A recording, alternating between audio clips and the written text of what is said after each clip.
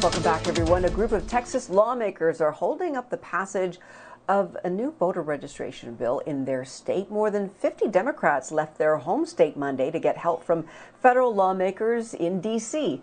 Without the required two-thirds of lawmakers present, the Texas Legislature can't hold a vote on the two voting measures. The Texas lawmakers say they will stay in D.C. until moderate Democratic in the U.S. Senate kill filibuster rules used by the GOP to block voting rights reform. That outcome is extremely, of course, unlikely. The Democrats say the push to protect voting rights in Texas and across the nation is a critical fight. It is a time for bold action, the same kind of bold action and courage we need in the United States Senate and from this administration that these Texas colleagues of ours are demonstrating by their action. The main election bills in Texas would do things like eliminate drive-through and 24-hour early voting, and the measures could also add identification requirements for voting by mail.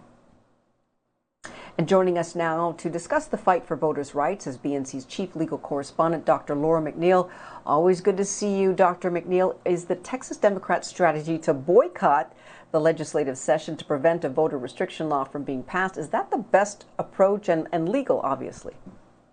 Yeah, so technically it is legal because you need a two-thirds presence there, majority, in order to pass legislation in the state of Texas. That is a part of their rules. And so, yes, it is effective for the Democrats to do that.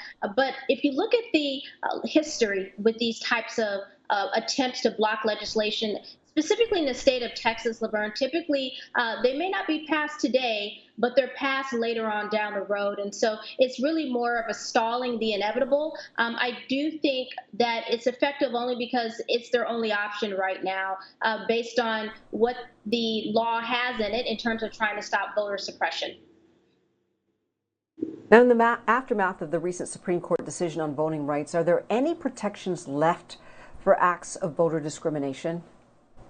Laverne, that last Supreme Court decision, which essentially acknowledged the fact that in this case, Arizona's voting restriction laws actually do have a disparate impact on people of color. They acknowledged that, but the court said even though it has a disparate impact, it's not enough to say that it violates the Voting Rights Act. And so what's really problematic about that last decision is many felt like it was the final frontier in terms of the Supreme Court's very pivotal role in protecting voter rights. And the court said it wasn't enough to violate the Voting Rights Act, but they also didn't tell what the threshold is. And so now you have lower courts scrambling, trying to figure out when does the threshold reach the point of violating the Voting Rights Act. And so really the Supreme Court in that last decision set a precedent that that's not the most effective means of fighting voting discrimination in America. Unlikely the Supreme Court is going to be the way to go.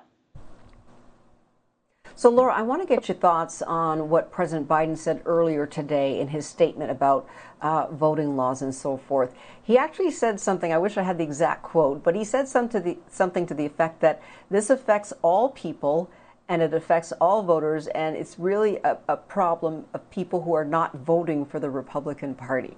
I thought that was interesting. And the reason why, obviously, is because so many people have talked about this being an issue about it affecting minority voters. He made a point of saying that this affects anybody who didn't vote for Republicans. And like I said, I'm paraphrasing. Is the president sort of, trying to be a diplomat? Is he skirting around the issue? Is it really, is it really a case of affecting everybody the way he's saying it? Or is it really a case of these laws really affecting Black and brown people? Because I was actually quite surprised that he said that in that way, not that he was wrong or right, but the way he said it, knowing that this is such a critical issue for minority communities. What are your thoughts? I'm not sure if you heard that part of the speech. I did. I think what President Biden is doing is complete strategy. He's trying to get more buy-in from other Americans that are not members of our Black and brown community, and saying, the threat is on Black and brown communities today, but essentially you're at risk as well. You could be next. And, the reality is, if you look at the data, Laverne, it clearly shows that when you have lower voter turnout, the more likely that you're going to have a Republican win. So no matter how you slice this, people can say this is not about politics, this is about protecting voting rights or protecting the integrity of our elections. This is a purely political fight because, again, the lower the voter turnout, the more likely, at least based on history and data, you're going to have a Republican win. And so for President Biden to acknowledge the fact that other people will be involved in terms of, imagine you're in the state of Iowa where they have now reduced the number of early voting days to 20 days prior to the election instead of 29. Well, regardless of the color of your skin or your ethnicity, that's going to directly impact you. And so I think what President Biden was doing was trying to build that coalition of all Americans, not just members of our brown and black communities. Right, right. Absolutely. All right. Thank you so much for your perspective, Dr. Laura. As always, we appreciate you being with us here.